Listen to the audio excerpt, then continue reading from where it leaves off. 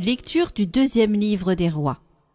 En ces jours-là, Naaman, général de l'armée du roi d'Aram, était un homme de grande valeur et hautement estimé par son maître. Car c'est par lui que le Seigneur avait donné la victoire au royaume d'Aram. Or, ce vaillant guerrier était lépreux. Des Araméens, au cours d'une expédition en terre d'Israël, avaient fait prisonnière une fillette, qui fut mise au service de la femme de Naaman. Elle dit à sa maîtresse : « Ah, si mon maître s'adressait au prophète qui est à Samarie, celui-ci le délivrerait de sa lèpre. » Naaman alla auprès du roi et lui dit : « Voilà ce que la jeune fille d'Israël a déclaré. » Le roi d'Aram lui répondit : « Va, mets-toi en route. J'envoie une lettre au roi d'Israël. » Naaman partit donc. Il emportait 10 lingots d'argent, 6000 pièces d'or et 10 vêtements de fête. Il remit la lettre au roi d'Israël. Celle-ci portait : « En même temps que te parvient cette lettre, je t'envoie Naaman, mon serviteur, pour que tu le délivres de sa lèpre. » Quand le roi d'Israël lut ce message, il déchira ses vêtements et s'écria : « Est-ce que je suis Dieu, maître de la vie et de la mort ?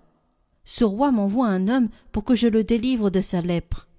Vous le voyez bien, c'est une provocation. » Quand Élisée, l'homme de Dieu, apprit que le roi d'Israël avait déchiré ses vêtements, il lui fit dire : « Pourquoi as-tu déchiré tes vêtements ?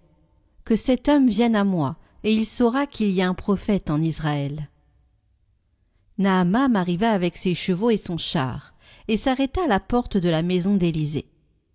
Élisée envoya un messager lui dire : « Va te baigner 7 fois dans le Jourdain, et ta chair redeviendra nette, tu seras purifié. » Naaman se mit en colère et s'éloigna en disant : « Je m'étais dit, sûrement il va sortir et se tenir debout pour invoquer le nom du Seigneur son Dieu.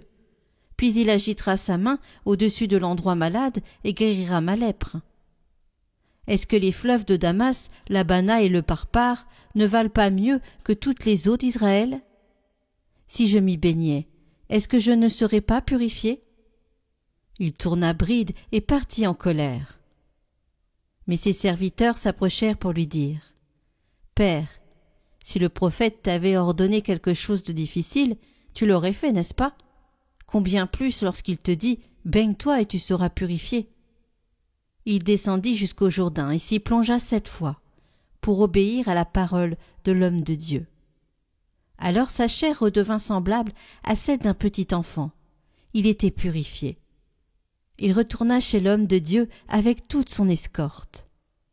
Il entra, se présenta devant lui et déclara : « Désormais je le sais, il n'y a pas d'autre Dieu sur toute la terre que celui d'Israël. »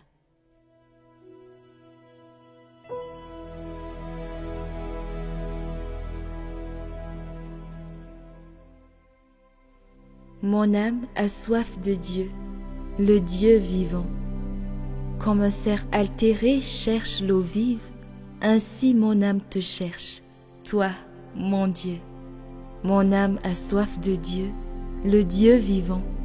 Quand pourrais-je m'avancer, paraître face à Dieu ?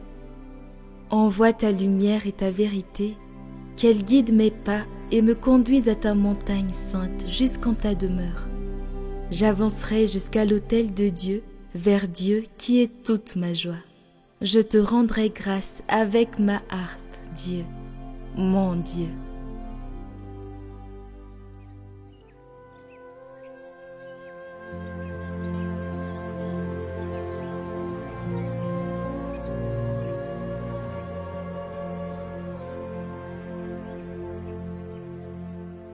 Évangile de Jésus-Christ selon saint Luc. Dans la synagogue de Nazareth, Jésus déclara : « Amen, je vous le dis, aucun prophète ne trouve un accueil favorable dans son pays. En vérité, je vous le dis, au temps du prophète Élie, lorsque pendant 3 ans et demi le ciel retint la pluie, et qu'une grande famine se produisit sur toute la terre, il y avait beaucoup de veuves en Israël. Pourtant, Élie ne fut envoyé vers aucune d'entre elles, mais bien dans la ville de Sarepta, au pays de Sidon, chez une veuve étrangère. Au temps du prophète Élisée, Il y avait beaucoup de lépreux en Israël, et aucun d'eux n'a été purifié, mais bien Naaman le Syrien. À ces mots dans la synagogue, tous devinrent furieux. Ils se levèrent, poussèrent Jésus hors de la ville, et le menèrent jusqu'à un escarpement de la colline où leur ville est construite, pour le précipiter en bas. Mais lui, passant au milieu d'eux, allait son chemin.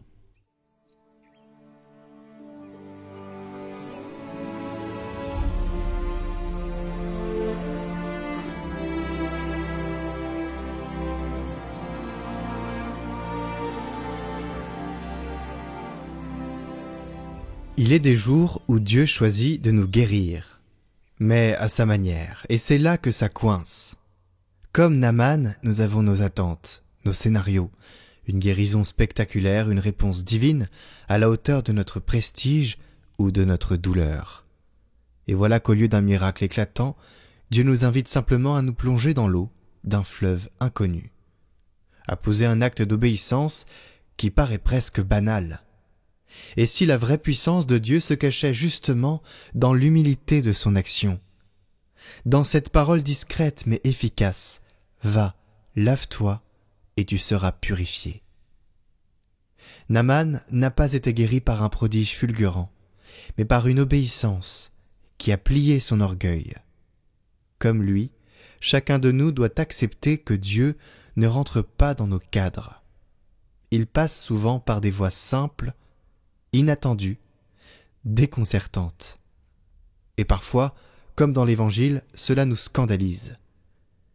Jésus vient nous dire que le salut peut venir d'ailleurs, que Dieu ne nous appartient pas. Et ce scandale, s'il n'est pas accueilli avec foi, nous enferme dans le rejet, comme les habitants de Nazareth, furieux d'un Dieu trop libre. Mais le salut ne dépend pas de nos émotions, il passe au milieu de nous, silencieusement, et poursuit sa route. Alors aujourd'hui, laissons Dieu faire. Cessons d'exiger un salut spectaculaire, cessons de projeter sur lui notre manière de voir. Descendons, comme Naaman, vers ce Jourdain intérieur, cet espace où l'humilité rejoint la confiance. Dieu surprend toujours, mais jamais pour moins que la vie.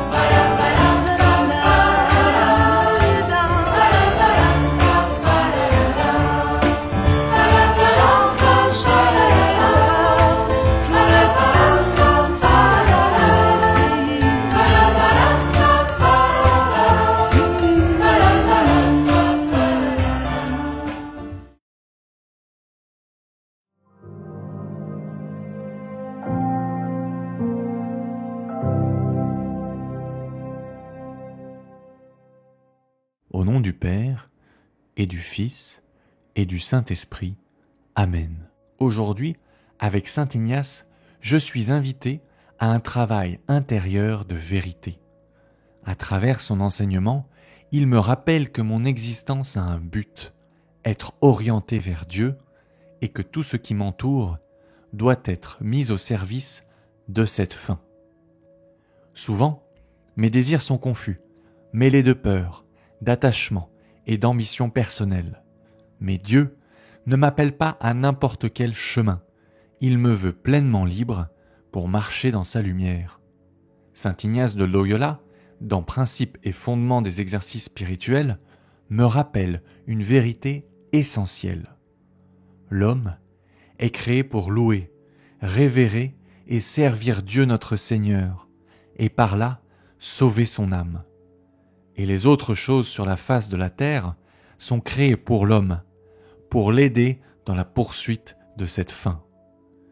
Il faut donc nous rendre indifférents à toutes les choses créées, désirant et choisissant uniquement ce qui nous conduit davantage à la fin pour laquelle nous sommes créés. Seigneur, aujourd'hui, je veux prendre du recul et faire un vrai discernement. Que veux-tu pour moi? Quels attachements dois-je abandonner? Quelle peur dois-je remettre entre tes mains? J'ai parfois du mal à voir clair dans mes aspirations profondes. Certains de mes désirs sont bons, d'autres sont encombrés d'illusions ou de craintes. Seigneur, montre-moi ce qui est juste, montre-moi ce qui est vrai, montre-moi ce qui est réellement de toi. Seigneur, montre-moi ce que tu désires pour moi. Saint Ignace m'invite à une générosité radicale, à me donner sans compter, à me dépenser sans retour.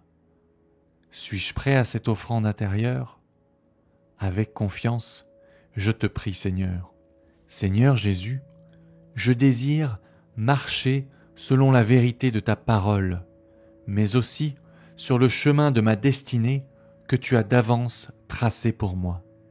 Donne-moi l'esprit de discernement pour reconnaître ta volonté parfaite et rejeter ce qui m'éloigne de toi. Que je sois guidé par ton esprit dans tous les domaines de la vie. Apprends-moi à reconnaître les réelles opportunités lorsqu'elles viennent de toi et à identifier les pièges qui cherchent à me détourner de ta volonté. Je décide aujourd'hui d'être attentif à ta voix et à ta direction pour avancer désormais avec sérénité et confiance. Amen. Notre Père, qui es aux cieux, que ton nom soit sanctifié, que ton règne vienne, que ta volonté soit faite sur la terre comme au ciel. Donne-nous aujourd'hui notre pain de ce jour. Pardonne-nous nos offenses, comme nous pardonnons aussi à ceux qui nous ont offensés. Et ne nous laisse pas entrer en tentation, mais délivre-nous du mal, car c'est à toi qu'appartiennent le règne, la puissance et la gloire, pour les siècles des siècles. Amen. Je vous salue Marie, pleine de grâce. Le Seigneur est avec vous. Vous êtes bénie entre toutes les femmes, et Jésus, votre enfant, est béni. Sainte Marie, Mère de Dieu, priez pour nous pauvres pécheurs, maintenant et à l'heure de notre mort. Amen. Saint Ignace de Loyola, priez pour nous. Gloire au Père, et au Fils, et au Saint-Esprit, comme il était au commencement, maintenant, et pour les siècles des siècles. Amen. Aujourd'hui, nous vous proposons encore un exercice méditatif de 15 minutes. Dans un moment de silence, je réfléchis à ces questions et je demande au Seigneur, « Seigneur, que veux-tu pour moi? Seigneur, comment puis-je mieux orienter mes désirs vers toi? Quels attachements dois-je purifier pour mieux accueillir ta volonté? Je peux prendre le temps d'écrire ce qui m'apparaît comme essentiel pour mieux discerner mon chemin avec Dieu.